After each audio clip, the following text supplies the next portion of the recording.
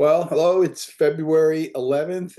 This is the meeting of the US Chess Executive Board, and I'm going to go ahead and call the meeting to order by roll call. I'm Kevin Pryor, current president of US Chess. Let's go down the roll. John Fernandez, vice president. Present. Chuck Unruh, vice president of finance. Present. Mike Hoffpower, secretary. Present. Randy Bauer, member at large. Present. Leila Deccan, member at large. Here. David Hayter, member at large. Present. Lakshmana Viswanath, member at large.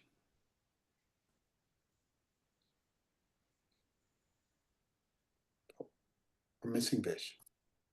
I'm Oh, here. no, there he is. Honey. He's there. He was muted. Gotcha. Renee Bartlett, executive director. Here. Thank you. Are there any disclosures of conflicts of interest recently? Any recent conflicts of interest? All right, hearing none. We will move on to the financial report. Vice President Chuck Unruh. And thank you, Mr. President. I thought we'd do a line by line tonight. And no, in all seriousness, we have good news. I mean, I will try to summarize the best possible, but there'll be a lot of talk about negative numbers and positive numbers. But to put it in comparison, we had a December that just caused a lot of concern as expenses came in and we fell behind our budgeted forecast. So we didn't know exactly what would happen in January, but the news turned out very, very good. It looks like we are in recovery.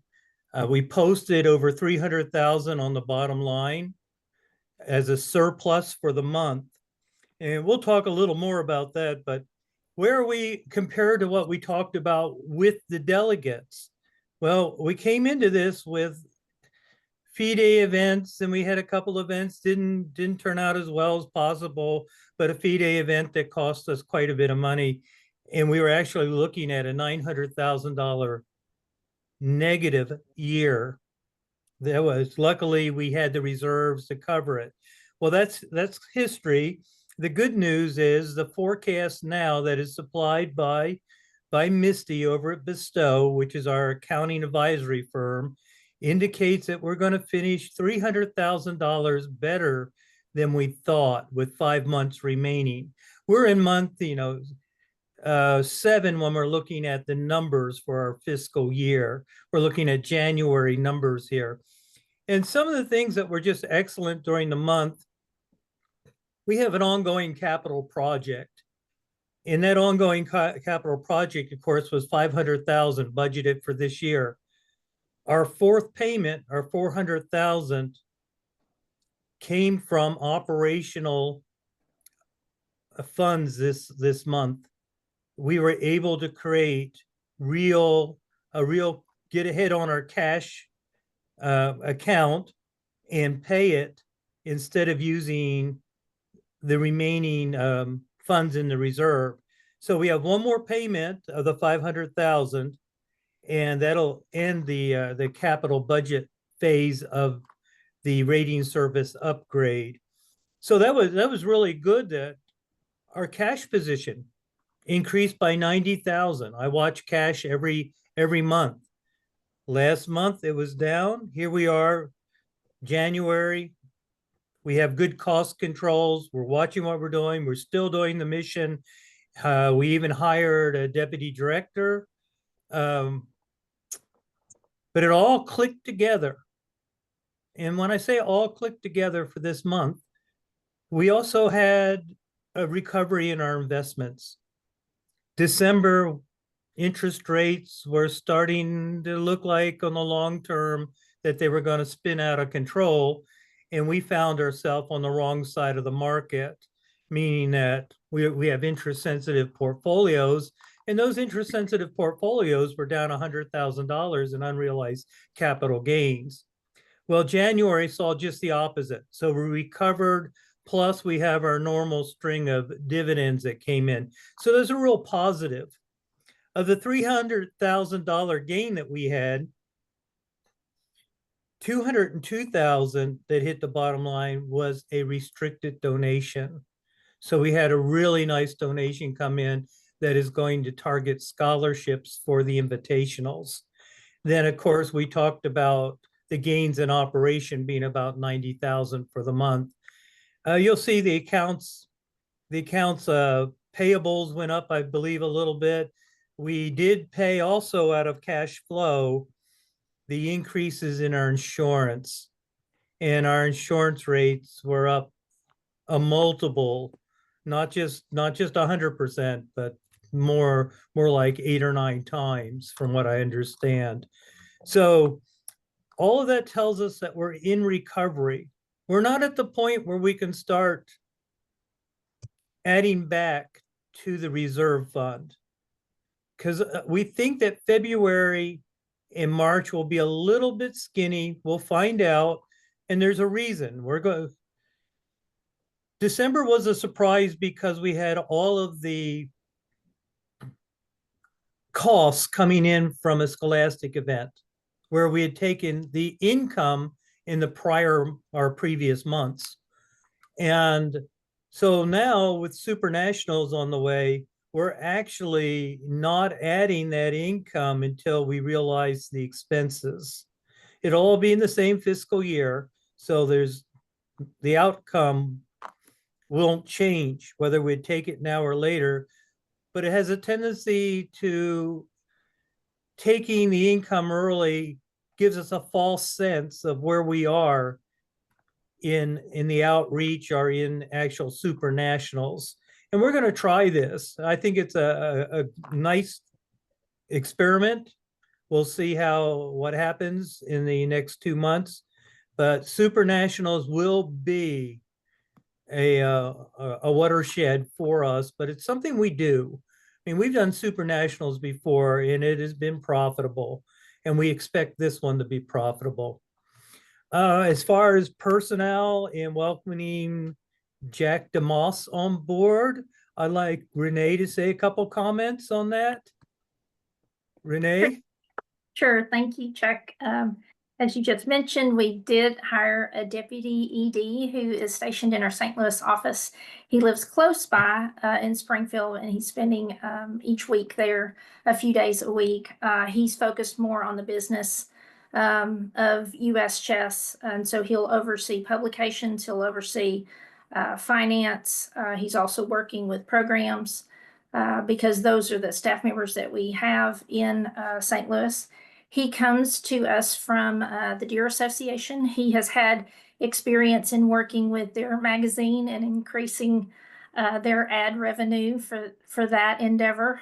He also is helping us with respect to merchandising and licensing, and he has some experience with that with his prior work.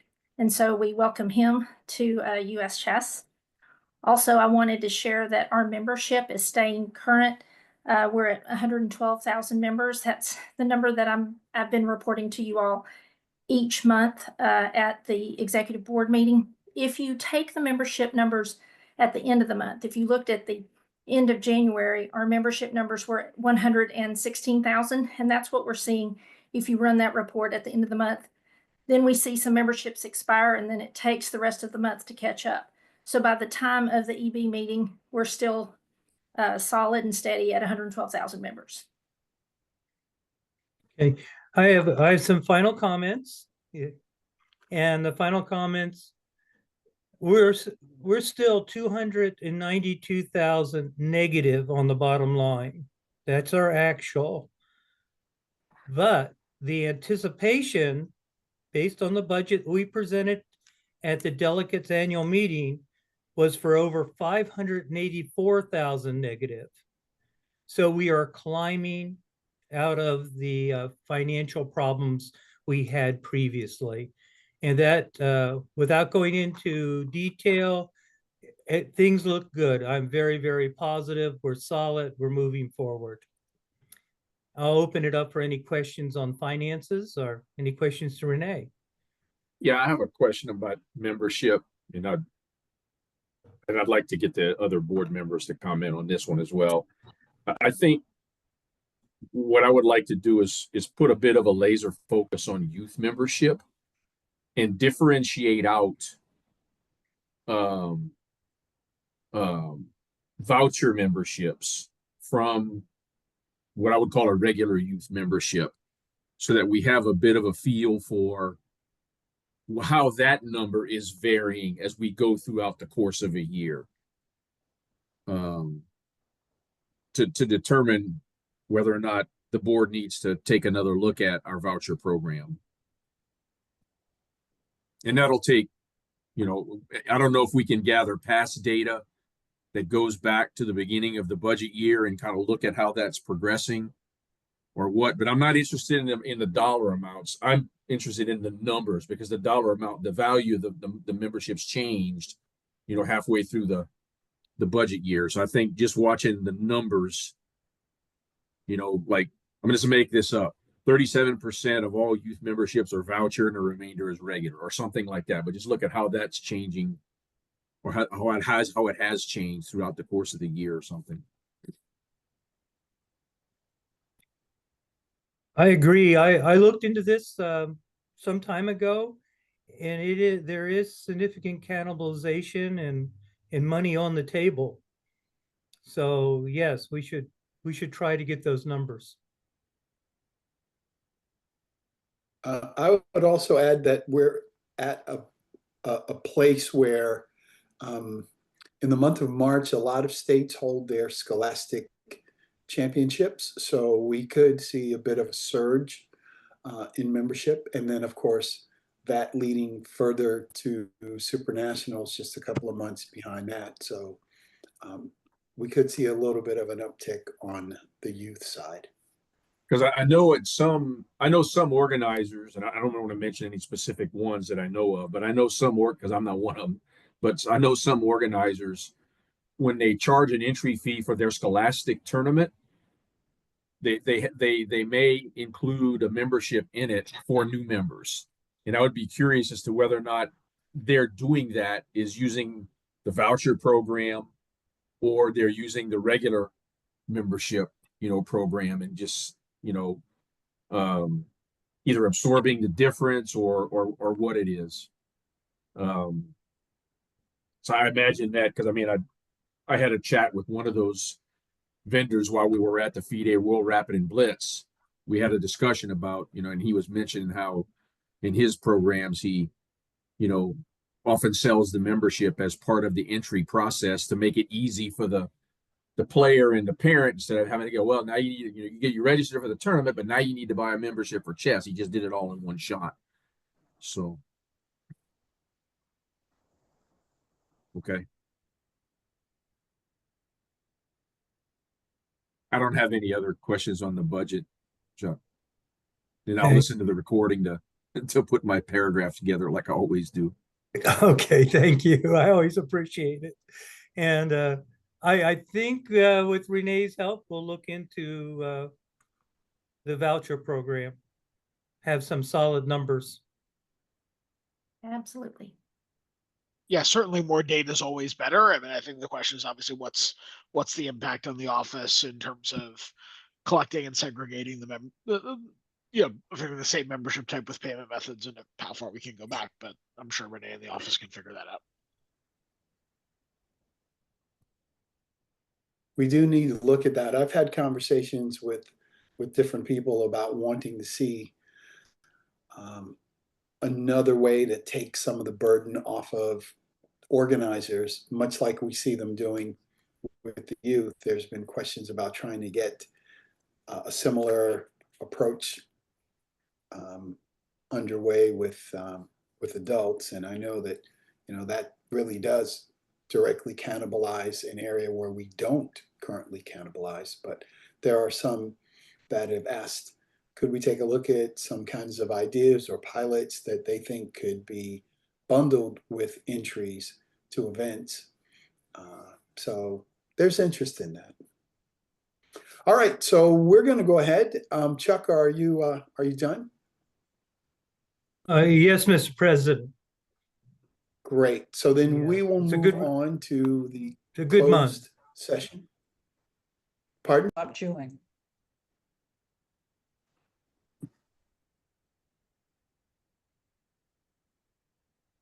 Okay, we are back in open session. And we do have some motions to consider, Mr. Secretary. Yes, Mr. President, we have two motions that have emerged from the executive board's closed meetings. The first one is going to involve some nominations from the Recognitions Committee for the U.S. Chess Hall of Fame. The second one is a result of an ethics appeal that was heard by the executive board about a week ago.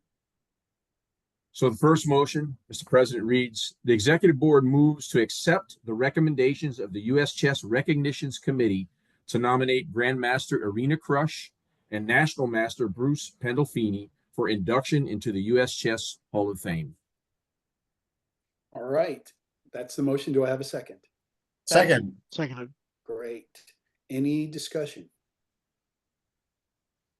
Let's move to a vote. All in favor of this motion, please say aye or raise your hand or both. Aye. Okay. And Mr. President, I'd also note that, and maybe Randy, you want to say, thanking the committee. Yeah, I have worked with the Recognitions Committee for several years. I think they do a great job.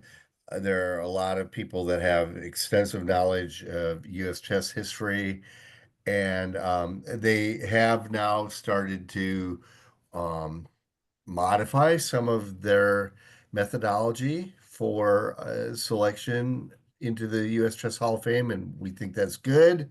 That players that are maybe more contemporary, such as Irina, are able to be acknowledged and entered into the Hall of Fame, even if they are still players. Chess is a little bit different activity than some sports where players can play until and be very strong players later in their lives. So we appreciate the Recognitions Committee's kind of evolving their method for determining who is appropriate. And we think, for example, Irina's accomplishments in women's chess and just chess in general are outstanding, and we're really pleased to be able to forward on to the Chess Trust her nomination.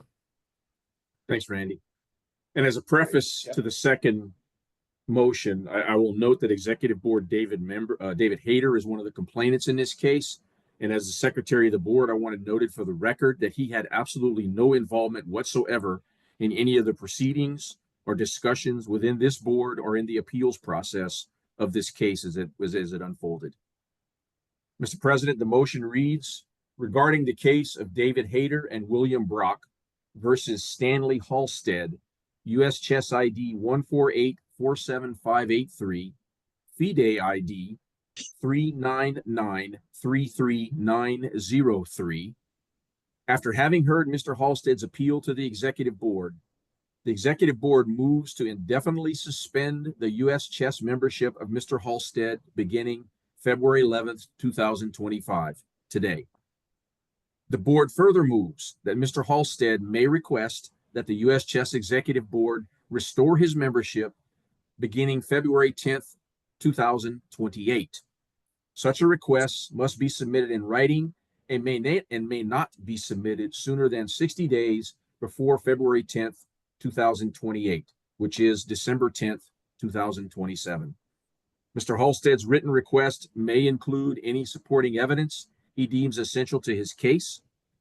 If the Executive Board in the future decides to reinstate his membership, then Mr. Halstead's membership will carry an additional 5-year period of probation beginning the date of his reinstatement. And of course, that's if that board votes that at that particular time. Continuing with the motion, if Mr. Halstead does not apply for if Mr. Halstead does not apply for reinstatement his membership will remain suspended indefinitely. These actions shall be a permanent part of Mr. Halstead's U.S. Chess official record and shall be communicated to the World Chess Federation, FIDE, with a recommendation that FIDE honor the U.S. Chess decision and apply it to Mr. Halstead's FIDE membership.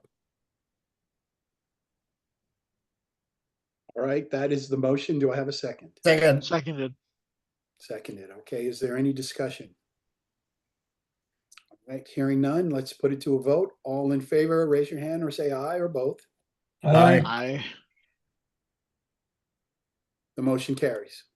Opposed Any opposed? and abstention. Any abstain? We have one abstain. Thank you. Thank you. Thank you, Mike. All right. Well, that concludes our meeting for this month. And thank you for watching. I have a request for a motion to adjourn. So moved. It's been moved. Second. Seconded. All right, seconded. And all in favor? Aye. Any opposed? Any abstentions? All right. Have a good night, folks. Good See you night. soon. Thank you.